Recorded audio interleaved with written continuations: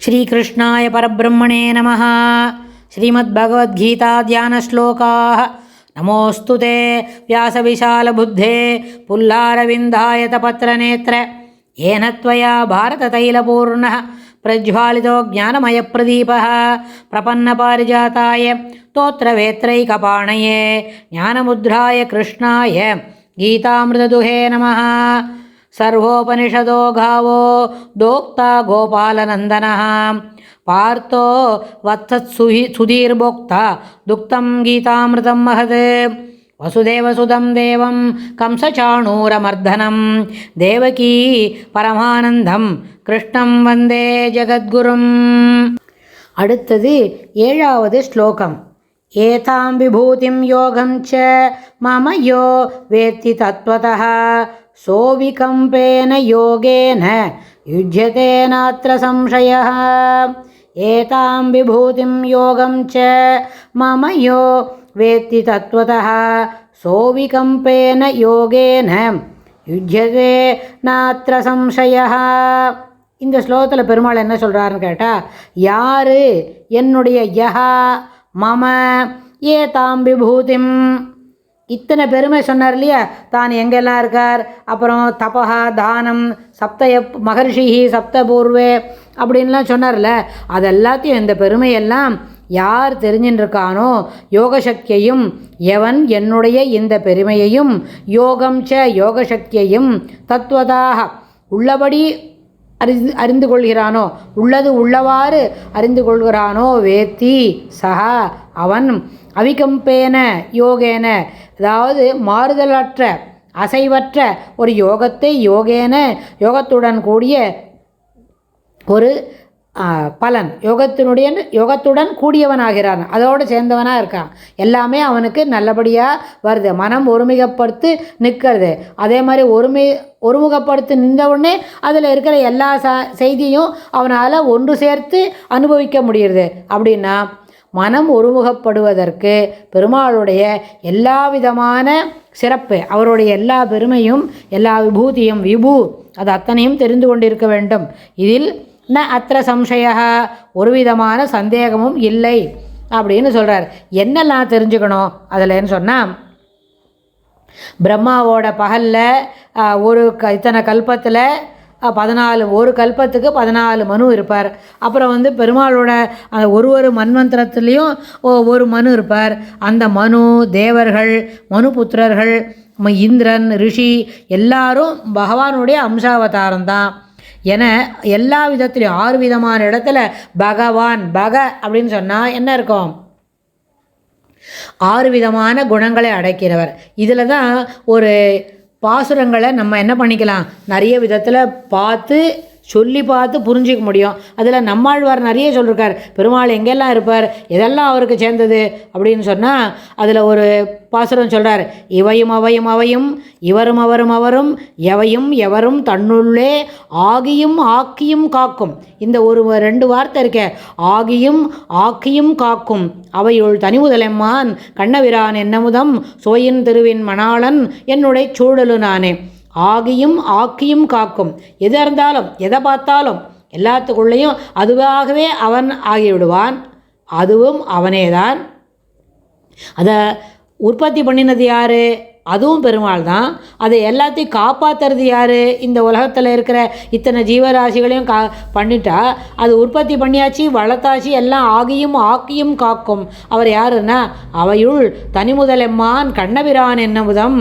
அவர் நம்மாழ்வார் அப்படியே சொல்கிறார், கண்ணபிரான் என் அமுதம் சோயின் திருவின் மணாளன். அவர் பெருமாளை சொல்லும்போதே கூடவே என்ன சொல்கிறார், திருவின் மணாளன். திரு என்று சொன்னால் அவளுக்கும் என்ன சொன்ன, தெய்வத்தன்மை பொருந்திய மேன்மை பொருந்திய என்றும் மாறுபடாத, என்ன தெரியுமா, எப்போவும் ஒரு விதமான குறைபாடு இல்லாத முழுமை நிறைந்த திருவின் மணாளன் அவர் தான் கிருஷ்ணர். சுவையின் திருவின் மணாளன் என்னுடைய சூழலும் நானே. என்னுடைய சூழலில் இருக்கிறவன் யாருன்னு கேட்டால் அவர் தான் பெருமாள் கிருஷ்ணன் அப்படின்னு சொல்கிறார். ஏன்னா கண்ணனை அப்படியே கரைச்சி மனசுக்குள்ளேயே வச்சுக்கிண்டு, அதனால தான் அவர் பராங்குச நாயகியாக அவர் சில நாள் அப்படி யோசிப்பார் என்னன்னு. அதில் ஒரு விதம் கூட ஒன்று சொல்வார். ஒரு நாள் நம்மாழ்வார் அவரோட ஊரில் இருக்க ஒரு நதிக்கரை.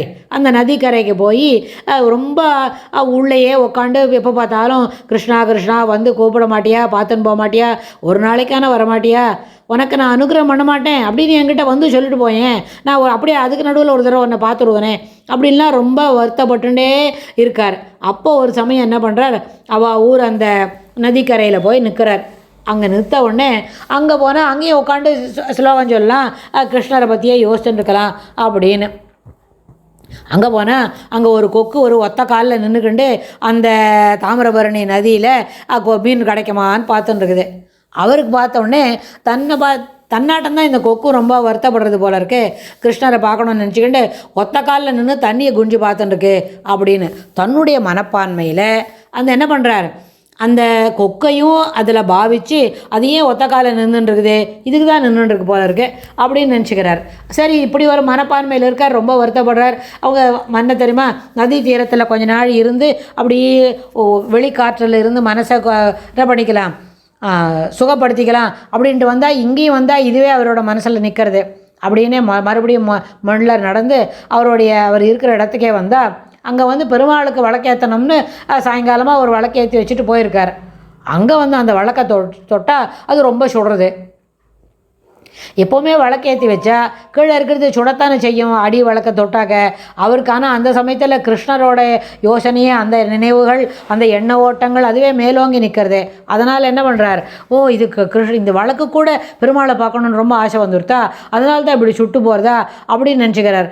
அது மாதிரி எப்போவும் எல்லா உண்ணும் சோறும் பருகு நீரும் தின்னும் வெற்றிலையும் எல்லாம் கண்ணன் அப்படின்னு எந்த நேரத்துலையும் கிருஷ்ணரை பற்றி யோசிச்சுன்றதுனால தான் அவர் இந்த ஒரு பாசுரத்தில் சொல்கிறார், இவையும் அவையும் அவையும் இவரும் அவரும் அவரும் எவையும் எவரும் தன்னுள்ளே ஆகியும் ஆக்கியும் காக்கும் அவையுள் தனிமுதலெம்மான் கண்ணபிரான் என்னமுதம் சுவையின் திருவின் மணாளன் என்னுடைய சூழலு நானே அப்படின்னு ஒரு பாசுரத்தில் இது மாதிரி சொல்லி தன்னை வந்து தன்னுடைய மனதில் இருக்கிற எண்ண ஓட்டத்தை வெளிப்படுத்துகிறார். அதை நம்ம இன்னி வரைக்கும் இதெல்லாம் கேட்டுக்கிறோம்.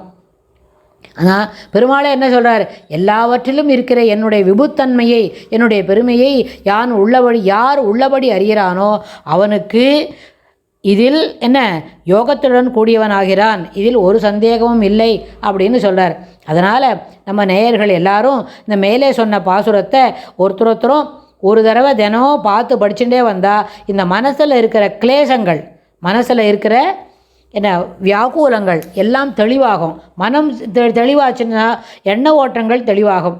எண்ண ஓட்டங்கள் தெளிவானா என்ன பண்ணுறோம், பரம்பொருள் இடத்துல சீக்கிரம் நம்மளோட மனசில் இருக்கிற செய்திகளை பகிர்ந்துக்க முடியும். அதனால் நம்மளுடைய நேயர்கள் அனைவரும் இந்த மேலே சொன்ன பாசுரத்தை தொடர்ந்து ஒரு நாளைக்கு ஒரு தடவை அந்த புஸ்தகத்துலேருந்து பார்த்து படிச்சுட்டாலே மனம் தெளிவடையும்னு தாழ்மையாக கேட்டுக்கிறேன். இதுக்கு தொடர்புடைய அடுத்த ஸ்லோகத்தில் பெருமாள் என்ன சொல்கிறாருன்னு பார்க்கலாம். ஸ்ரீ கிருஷ்ணாய துப்யம் நமஹா.